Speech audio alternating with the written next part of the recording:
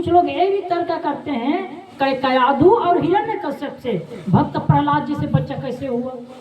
और ये भी कहते हैं कुछ लोग जैसे रावण की माँ और रावण के पिता से उनके बेटे, वो जो दोनों जो है देवयानी, और वो क्या नाम था उसके पापा का नाम, कुतस्य के नाती था वो, हाँ विश्रवा। तो विश्रवा बड़ा पंडित था, और ये भी उसकी माँ भी बड़ी मतलब, हालांकि वो राक्षस समाज की थी लेकिन बड़ी मतलब भक्ति वाली थी।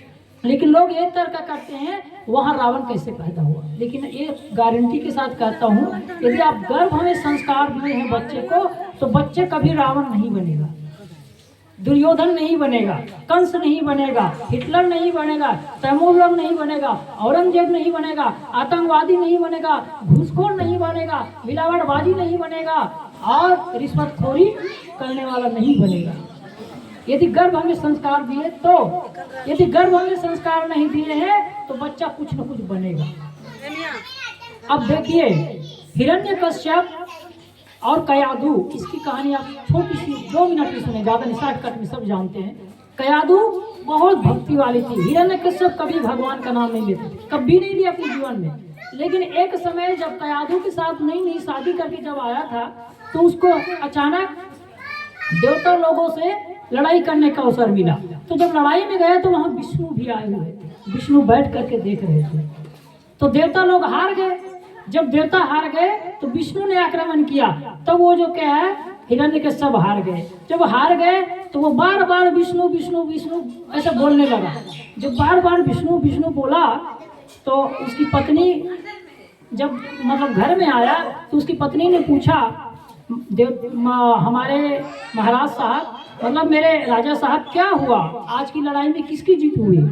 तो कहा ओ दुश्मन विष्णु। तो उसने फिर पूछा किसकी जीत हुई?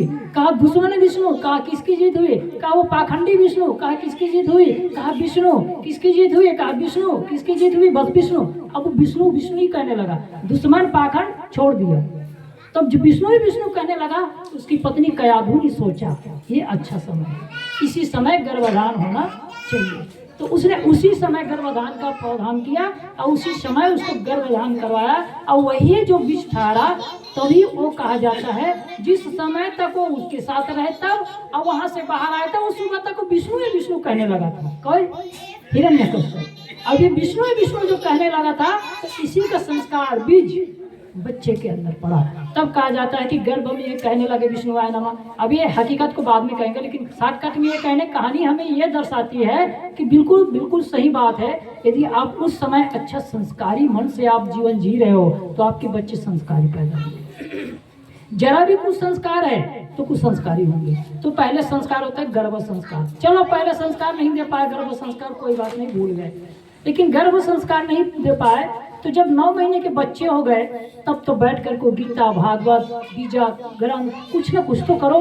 चाहे तो हरे कीर्तन करो, हरे कृष्णा हरे राम, अरे चाहे कबीर कबीर कहो, राम, अरे कुछ तो कहो, लेकिन कोई अच्छी चीज कहो, तो निश्चित है बच्चे के अंदर संस्कार पाएगा।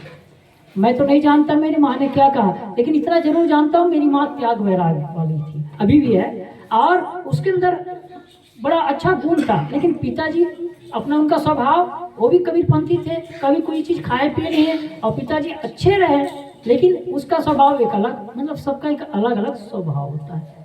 तो त्याग भाव किसके अंदर है? मेरी माँ के अंदर। तो वो धारणा मेरे अंदर पड़ा। मैं बच्चा था 6 दिन का, तब मुझे एक कंठी दिया गया, 6 दिन का। छत्तीसगढ़ में छठी संस्कार कहा जाता है। आपने गर्भ संस्कार नहीं दिया, कोई बात नहीं, छोड़ दो। अब बच्चे जब आ गए, 6 दिन का हो गया, ये 6 महीना का हो गया, तब तो उनको संस्कार दो। यदि ये संस्कार नहीं दिए बच्चे को, तो बच्चे कभी आपका आगे नहीं बढ़ेगा। तो छठी संस्कार देना चाहिए। तो आपने सौभाग्य अच्छा किया अपने जीवन में कि आपने सोचा कि हम संतों को बुलाए। और मैं तो वैसे भी कोई गारंटी नहीं रहता है, मेरा इसी समय खाली रहता हूँ मई और जून में। तो मई और जून में अक्सर घूमने के लिए बंगाल आता हूँ, क्योंकि हमारे यहाँ गर्मी हीट है, इतनी गर्मी है। कल ही फोन आया था, वहाँ से कार्यक्रम के लिए आया था, लेकिन मैंने कहा मैं नहीं आऊँगा तत्काल का टिकट निकाल के। अब यहाँ आ गया हूँ, छोड़ के भी नहीं आऊँगा, तत्काल में निकाल के नहीं आऊँगा, क्योंकि गर्मी भी बहुत है और इधर के कार्यक्रम भी 1-2 छोटा है, उसको करके आऊँगा। तो ये सौभाग्य मुझे मिला पहली बार आपके घरों में कार्यक्रम में आने का। ऐसे तो आया हूँ 3-4 साल से। संत भगत का नाम मैंने बहुत सुना था लेकिन मिला नहीं था, और मिलने पर ऐसा लगा वास्तव में संत स्वभाव का है। इसके घर वाली भी एक मतलब एक त्याग और बैराग की भावना है, भक्ति का भावना तो है ही है। पहली सीढ़ी तो भक्ति है, दूसरी सीढ़ी है जिसको कहते हैं सेवा। सेवा सेवा कब होगी? जब भक्ति करेंगे। और भक्ति कब होगी? जब सेवा करेंगे। तो सेवा भी 4 प्रकार की होती है, तन से, मन से, धन से, वचन से। अब इससे भी पार होता है तब आदमी जो है थोड़ी साधना की ओर, ध्यान की ओर, वैराग्य की ओर आगे बढ़ता है। तो ये तो आप करते हैं, करते रहिए, और हर घर में होना चाहिए। और मैं तो समझता हूँ जितने गोरे हैं ना वो रोज दर्पण देखे, रोज दर्पण। मैं दर्पण कब देखता हूँ मुझे पता नहीं है, आप लोग विश्वास नहीं करेंगे। मैं कब दर्पण देखता हूँ मुझे याद नहीं है। मैं जिस समय पगड़ी बांधता हूँ उसी समय देख लेता हूँ, कभी कभी टेढ़ी है कि कैसी है, नहीं तो बाकी समय में दर्पण कभी देखता ही नहीं हूँ। विश्वास नहीं करेंगे, घर में था तब भी मेरे को दर्पण देखने की कोई आदत नहीं थी। बच्चों बस घर में था तो लोग बोलते हैं बहुत सुंदर था, ऐसा था वैसा था, लेकिन मैंने कभी देखा नहीं। और क्या कैसा होता है मैंने उसका अनुभव भी ठीक से नहीं किया। लेकिन जो जितने गुरु सुंदर है ना वो रोज दर्पण देखो 24 घंटा। अब दर्पण में क्या देखो? मेरा चेहरे सुंदर तो है, लेकिन क्या ऐसे सुंदर गुण, ऐसे अच्छाई गुण, अच्छे गुण मेरे अंदर है कि नहीं? ये देखो। और जो काले हैं ना वो अपने चेहरे को इसलिए दर्पण में ज़्यादा देखो, इसलिए देखो कि मेरे चेहरे तो काले हैं, सांवले हैं, लेकिन क्या मेरे अंदर में तो एक कलंक रूपी बुराई काली तो नहीं है? ये देखो। तो देख लेना आपके जीवन में परिवर्तन होना शुरू हो जाएगा। तो ये संस्कार पर बात है, इसलिए मैंने छोटी सी बात कहा। तो संस्कार, पहले संस्कार नहीं दे सके कौन? गर्भ संस्कार मत दो, कोई बात नहीं। दूसरे संस्कार दो, क्या है? जन्म संस्कार। और दूसरे भी नहीं दे सको कि तीसरा संस्कार दो। तीसरा संस्कार किसको कहते हैं? जब बच्चे 10 साल के 12 साल के हो गए ना तो गुरुकुल में भेजना कुछ दिन के लिए, या गुरु को बुला ले। आजकल गुरुकुल में नहीं भेज पाते हैं, तो आप गुरु को बुला ले अपने यहाँ, उसके से कुछ सुने समझे, ठीक। ये तीसरा संस्कार तो देना ही चाहिए। अब ये भी नहीं दे सके तो चौथी संस्कार दो, जिसको कहते हैं विवाह संस्कार। जिस समय शादी हुई, बहू आई, तो उसको भी कंठी दिलाओ और बच्चे को भी कंठी दिलाओ। कंठी भले ले आओ लेकिन दिलाओ, और उसको ज्ञान जो मंत्र जाप दिया जा रहा है, ये जो ज्ञान की चर्चा दी जा रही है, उसको सुनाओ, समझाओ और कहो रोज जपो। आज ही रंजीत मुझे फोन किए थे, कितना दिन से उसने कंठी लिया था, कहाँ कैसा मुझे मालूम नहीं, और उसके बच्चे ने नहीं लिया था तो कंठी दिया। तो आज बोले कि साहब आपको एक ही दिन में मेरे बच्चे, इतना मैं मनाता था उसको, गुटखा खा लेता था कभी कभी, और कभी भी कुछ पढ़ता लिखता नहीं था, आप तो 2 दिन से अपने से पढ़ने लगा है, आपने मंत्र लिखा है, वो भी जाप कर रहा है। आज ही फोन किया था रंजीत सुबह सुबह।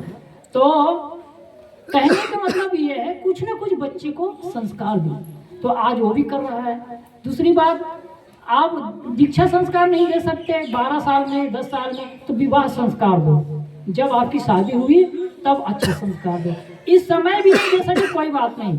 अब फिर प्रक्रिया आ गई, क्या? बुढ़ापापन की 4 अवस्था होती है ना, बालकपन और युवापन और जिसको कहते हैं अधेड़पन, जिसको वृद्धावस्था, और लास्ट होता है बुढ़ापन।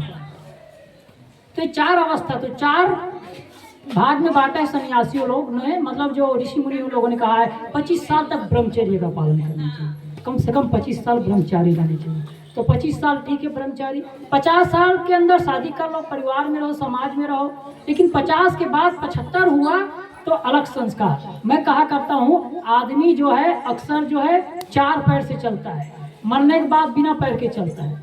कौन सा प्राणी है आप सब लोग बताइए? वो कौन सा प्राणी है जो जब जन्म लेता है तो 4 पैर में चलता है, और जब बढ़ाता है, जवान होता है तो बढ़ाता है, जब जवान होता है तो 2 पैर में, वो 2 पैर में चलता है, और शाम को बूढ़ा होता है तो 3 पैर में चलता है, मरने के बाद बिना पैर के चलता है। वो कौन है? इंसान। इंसान है ना। बच्चा रहता है तो घुटने के बल पे, हाथ के बल पे चलता है, 4 पैर हुआ। अब जब जवान हुआ तो 2 ही पैर में चलता है, बूढ़ा हुआ तो 3 पैर में लाठी के सहारा, और मर गए तो बिना पैर के। इंसान ही एक ऐसा है संसार में जिसको आदमी अंतिम संस्कार करते हैं, बाकी जीव को नहीं किया जाता है। कहीं पड़ा है, कहीं मरा है। क्यों संस्कार करते हैं? क्योंकि आदमी ने जब विवाह संस्कार नहीं दिया, उसको बच्चे हुए, बूढ़े हुए, तब उसको अंतिम समय ज्ञान बात नहीं सुनाए, ये भी 5वां संस्कार छोड़ दिए, तो कम से कम 6ठा संस्कार लोग कर लेते हैं। कौन सा? जिसको कहते हैं अंत्येष्टि संस्कार। लेकिन मैं कहता हूँ अंत्येष्टि संस्कार आप करो या मत करो, उससे कोई फर्क पड़ने वाला नहीं है। अंत में तो जीव निकल गया है, अब वहाँ क्या सुना रहे हो, क्या सुनने वाला है, कुछ नहीं सुनने वाला है। मैं शॉर्टकट में अपनी बात ये कहना चाहता हूँ, हम सबको 6 संस्कार नहीं तो 2 संस्कार जरूर देना चाहिए। पहला संस्कार याद रखिए, जिसको कहते हैं छठी संस्कार, मतलब जैसे अभी बच्चे का जैसा जन्म हुआ तब। दूसरा संस्कार कम से कम मरते वक्त या शादी हुई तब। शादी हुई तब भूल गए, कोई बात नहीं, डीजे वीजे में। अभी हमारे यहाँ एक शादी किए हैं और भगत है, अब वो जो है कम से कम 10 लाख खर्चा किए, गरीब आदमी, डीजे बजाया खूब शोर। अब हमको बोले थे आपको चौका करना है, पूजा करना है, अब वो भूल गए, पूजा कराना भूल गए। अब बाद में पाठ करने के लिए बुलाया है। तो कहने का मतलब मेरा ये रहा कि उनको मैंने बोला कि ये आप संस्कार नहीं दिए, आप कहोगे मेरे बच्चे अच्छी मेरी सेवा करे, कैसे सेवा करेगा। तो हम सबको चाहिए 2 संस्कार जरूर देना चाहिए। पहले एक तो जन्म हुए तब संस्कार दो, कंठीरी लाओ, अंतिम में कम से कम शादी हुई तब। अब ये नहीं कर सके तो जब वो आदमी मरने लगा है ना, उस समय जो जीवन में उसको ज्ञान दोगे, संस्कार दोगे, यदि वो सुनने की उनके अंदर क्षमता है तब भाई।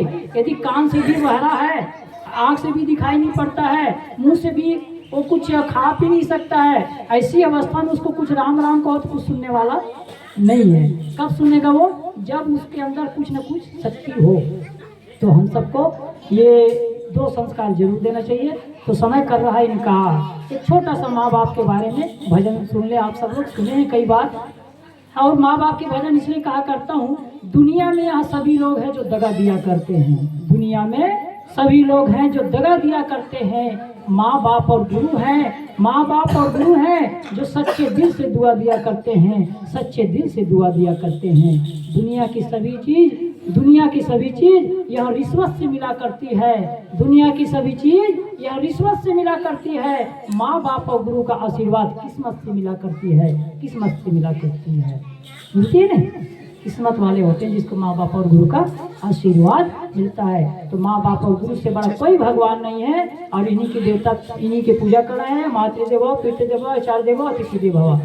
अब अपनी वाणी को मैं विराम दूंगा, एक छोटा सा भजन आप लोग दोहराएं, फिर दीक्षा का भजन गा देंगे। मैं गाऊँ या आप लोग गा लेना, मैं दीक्षा दूंगा तो मैं गाऊँ, आप लोग गा लेना, नहीं तो साहब लोग कोई भी भजन गा लें, आप लोग कोई भी भजन गा लेंगे, चलेगा। एक छोटा सा, मुझे वो भजन मेरे दिल को छूता है इसलिए गाता हूँ।